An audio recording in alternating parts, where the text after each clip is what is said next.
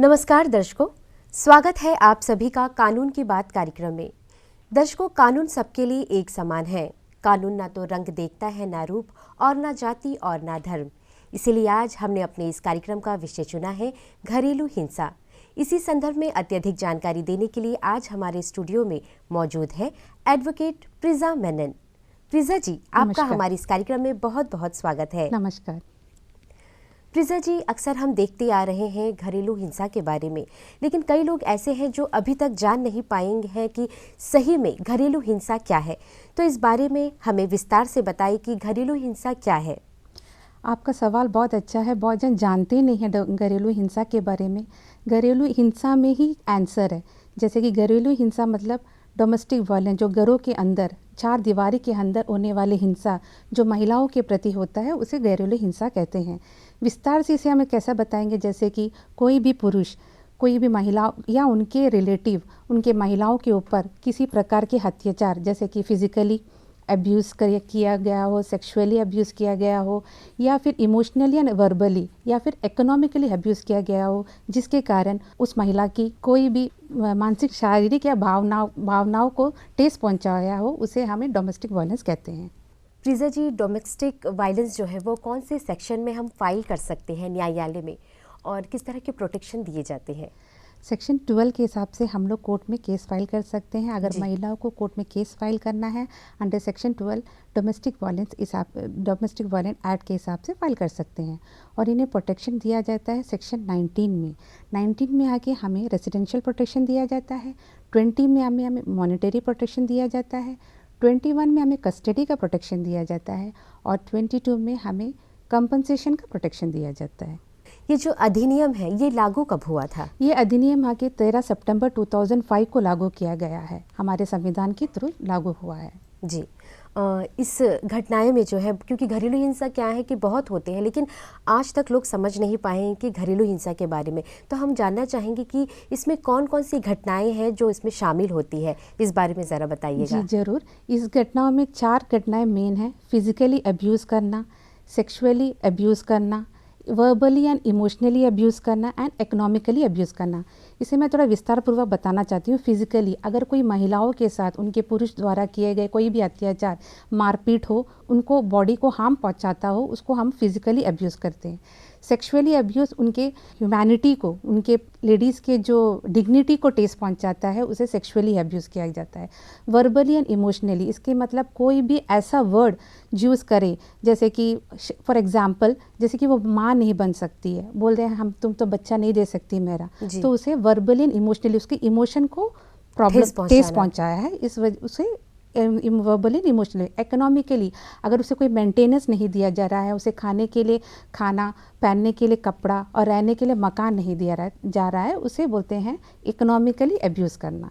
ये जो रिपोर्ट है ये प्रस्तुत कौन करता है? Under section 4 domestic violence act के हिसाब से ये रिपोर्ट प्रोटेक्शन ऑफिसर मजिस्ट्रेट को दिया जाता है।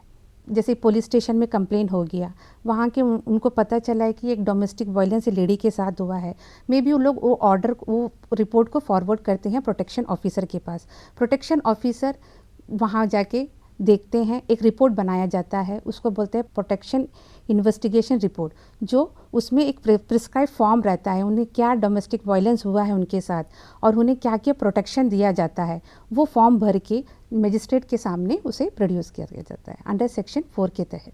जी, तो ये जो प्रक्रिया है जो उन्हें समझाना पड़ता है। जी, समझाना पड़ता है। अच्छा, वो जो पीड़ित व्यक्ति होता है, वो न्यायालय द्वारा उन्हें किन किन तरह के राहत प्रदान किए जाते हैं? प्रदान के पहले हम लोग कौन सा सेक्शन में उसको फाइल किया जाता है वो मैं बताती हूँ।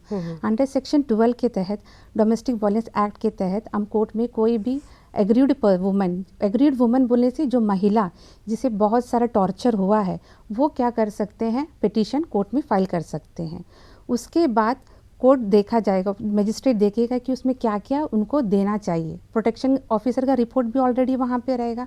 उसमें सेक्शन 19 के हिसाब से हम लोग को रेसिडेंशियल पावर, सेक्शन 20 के हिसाब से मॉनिटरिंग पावर, 21 के हिसाब से कस्टडी पावर एंड 23 के हिसाब से कॉम्पनसेशन भी दिया जा सकता है।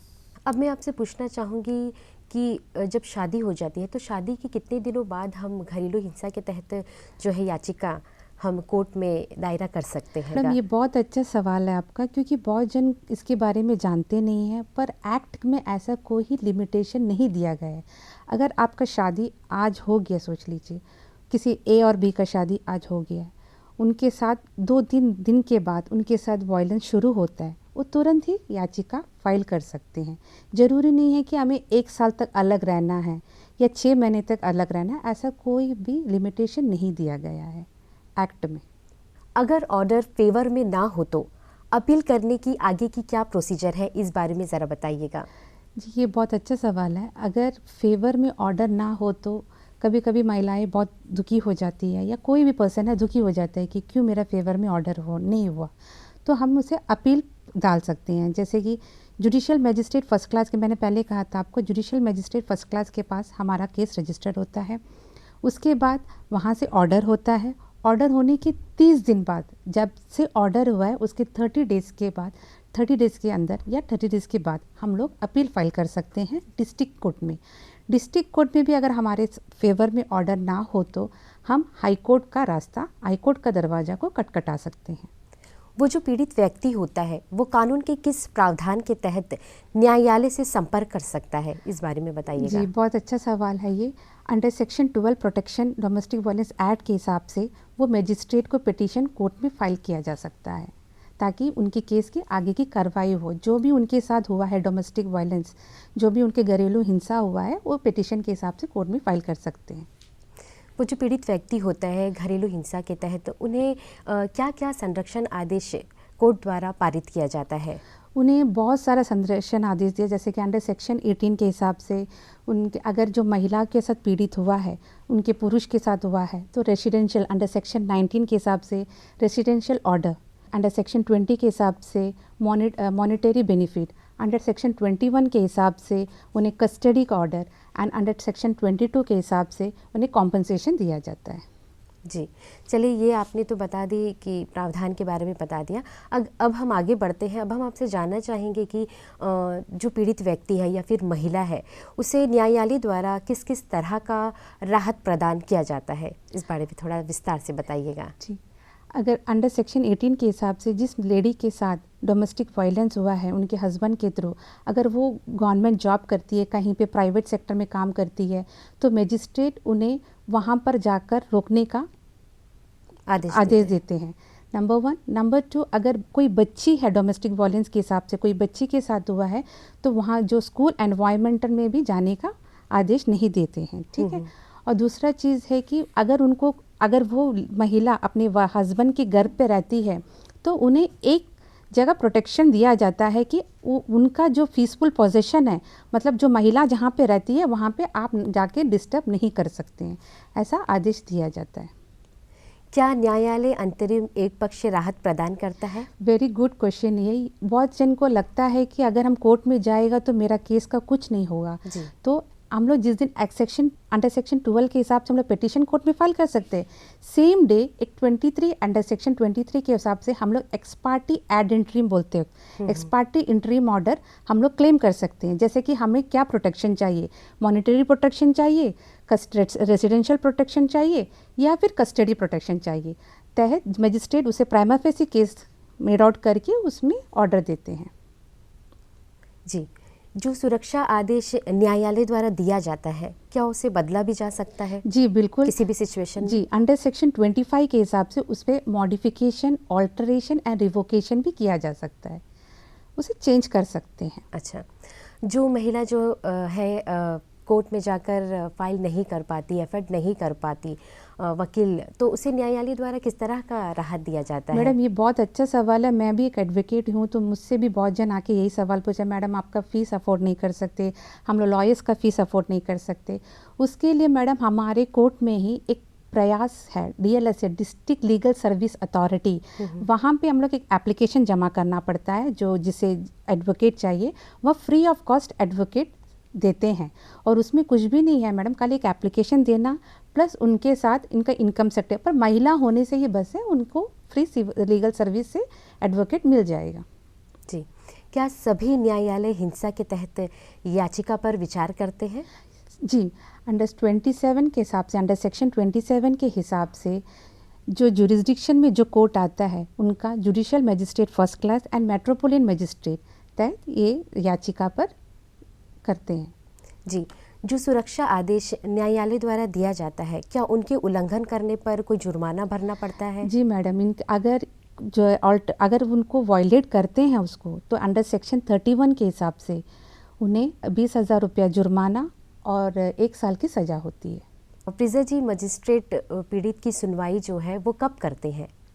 मजिस्ट्रेट की सुनवाई, आप जैसे बोले कि हम लोग केस फाइल कर दिए, उसके बाद हमने ex parte ad interim relief किया, उसके बाद क्या करते हैं, मजिस्ट्रेट नोटिस भेजा जाता है रेस्पोंडेंट को। यहाँ पे एक्यूज नहीं बोलते हैं, रेस्पोंडेंट बोला जाता है, जो जिनके ऊपर वो डोमेस्टिक वायलेंस का केस दर्जा करी है। तो एक्यूज रेस्पोंडेंट को नोटिस मिला जाता है और नोटिस के तहत रेस्पोंडेंट कोर्ट पे आते हैं, उनके बाद ही कार्रवाई शुरू हो जाती है।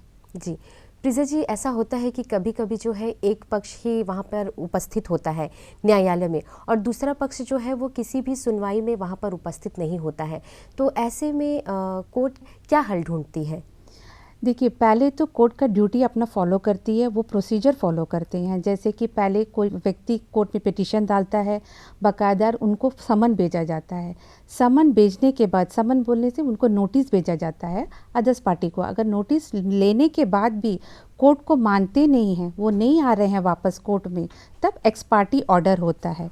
और एक्स पार्टी ऑर्डर होने के बाद भी अदर जो रेस्पोंडेंट हैं उनके पास भी प्रोविज़न है कि वो ऊपर जाके कार्रवाई कर सकते हैं उसकी। संरक्षण अधिकारी द्वारा कोर्ट का निर्वहन ना करने पर क्या किया जाता है? प्रोटेक्शन ऑफिसर, अगर उसका अंडर सेक्शन 33 के हिसाब से अगर प्रोटेक्शन ऑफिसर अगर वायलेट करता है ऑर्डर्स को, तो उन्हें 1 साल की सज़ा और 20,000 का जुर्माना भरना पड़ता है, क्योंकि वो जो रिपोर्ट देते हैं वो बेस में ही कोर्ट में केस फाइल होता है। तो उन्हें 1 साल की सज़ा और 20,000 की जुर्माना देना पड़ती है। जी, प्रिजा जी, अब ये बताइए कि नोटिस जारी करने की जो है वो क्या प्रक्रिया होती है? जब हम लोग कोर्ट में केस फाइल करते हैं, उसके साथ हम समन्स डालते हैं, नोटिस डालते हैं। वो नोटिस तो उसके लिए कुछ फीस लगती है? नहीं, वो तो जो अब लीगल एड सर्विस, अगर आपको फ्री लीगल सर्विस से कोई एडवोकेट मिलता है, तो आप क्या कर सकती हैं, उन्हीं के द्वारा वो केस फाइल कर देती हैं, उसमें कोई फीस नहीं लगता। केस फाइल करने के बाद उसे कोर्ट के थ्रू वहाँ का मजिस्ट्रेट का और एक साइन होता है, उसके बाद वो नोटिस कोर्ट से अदर साइड को पार्टीज को जाता है। प्रिजा जी, कोई महिला अगर याचिका पत्र जो है चयन करना चाहती है, तो किस तरह की जो है प्रक्रिया, प्रोसेस किस तरह के होते हैं उनके? उन्हें सिंपल से एक एप्लीकेशन लिखना पड़ता है, उनका क्या प्रॉब्लम है, एडवोकेट अफोर्ड नहीं कर पा रहे हैं, फीस नहीं दे पा रहे हैं, सीधा एक application district legal service authority जो कोर्ट में ही तैनात है, वहाँ पे एक एप्लीकेशन देना पड़ता है। उसके बाद उन्हें वहाँ से लीगल सर्विस से फ्री लीगल एड मिल जाएगा। जी, यदि आरोपी नोटिस लेने से मना कर दे तो किस तरह के कोर्ट द्वारा सज़ा दी जाती है? देखिए मैडम, नोटिस लेने से मना करने से उनको सज़ा नहीं होगी। अगर नोटिस नहीं लिया है, that means it's a good service, क्योंकि उसमें रिपोर्ट लिख के आता है। कोई भी डोमेस्टिक वायलेंस का नोटिस एसपी के थ्रू ही जा रहा है, एरिया के जो थाने हैं, थाने में बोल दिया जाता है कि इन फलाना आदमी का नोटिस हमारे पास है करके, एसपी के थ्रू जाता है नोटिस। अगर वहाँ पे वो नहीं रहता है या रिफ्यूज़ करता है, एक रिपोर्ट आता है कोर्ट में, ये फलाना आदमी ये नोटिस को नहीं ले रहा है करके रिफ्यूज़ कर रहा है, तो वो कोर्ट में जमा हो जाता है। तो मजिस्ट्रेट देखते हैं बाकायदा कि नोटिस मिलने के बावजूद भी ये कोर्ट में नहीं आता है, तो एक्स पार्टी लग जाता है और एक्स पार्टी रिलीफ मिल जाता है, एक्स पार्टी ऑर्डर हो जाता है उनके अगेंस्ट में। उनको अपना पक्ष रखने का मौका नहीं मिलता, क्योंकि कोर्ट ने अपना काम कर दिया, वो बराबर नोटिस भेजा, जज साहब ने बराबर नोटिस भेजा, पर वो उसको रिफ्यूज़ कर दिए, वो आए नहीं हैं। इसके मतलब उन्हें कुछ कहना नहीं है कोर्ट को, इस वजह से ऑर्डर पास कर देते हैं। जो पहली पार्टी होता है वो जो है जीत जाते हैं। जी हाँ, तो बहुत ही अच्छा आपने आंसर दिया है। प्रिजा जी, मैं आपसे जानना चाहूँगी कि यदि कोई महिला है, उनका पति है जो पहले उनके साथ रहता था या फिर अब जो है वो बाहर रहने लग गया है, तो महिला किस थाने पर जाकर, कहाँ पर जाकर जो है वो याचिका दर्ज करा सकती है? वो महिला कौन से जुरिस्डिक्शन में रहती हैं, जैसे कि यहाँ पे फीएस पाड़गांव हैं, पीएस अबरडीन है, पीएस आफरीगंज है, तो कौन सी जुरिस्डिक्शन में रहती है, पीएस चातम है। अगर वो फॉर एग्जांपल वो महिला चातम की रहने वाली है, वो पहले वो चातम में जाके कंप्लेंट रजिस्टर कर सकती है कि मेरे हस्बैंड मेरे से अलग रहते हैं। फिर यहाँ पे बहुत अच्छा प्रोविज़न है पुलिस स्टेशन में ही कि वुमेन सेल बनाया गया है, ये सारे केसेस वहाँ पर भी होता है। और एक जगह है जो वन स्टॉप सेंटर है, महिलाओं के लिए ही है, वहाँ पे भी वहाँ जाके रजिस्टर कर सकते हैं कंप्लेंट, ताकि वो काउंसलिंग के लिए अदर साइड को बुला सकते हैं, तब वहाँ पे काउंसलिंग भी होता है। जी, आपातकालीन स्थिति में किस तरह की कार्रवाई की जाती है? अच्छा, कोर्ट में अगर कोई पिटीशन फाइल करता है, कोर्ट मजिस्ट्रेट उनके वकील उसका पक्ष रखते हैं, उसके बाद मजिस्ट्रेट देखते हैं कि इसमें केस बनता है कि नहीं बनता।